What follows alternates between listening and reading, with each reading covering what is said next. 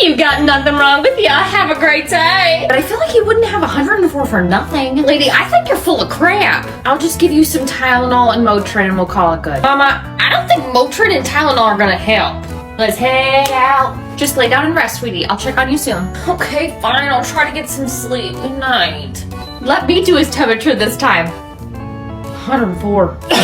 Mama, I feel worse. Mom, George is being a whiny baby again. I think it's time to head to the pediatrician's office. Promise me no one's shoving anything up anywhere this time. I'm watching.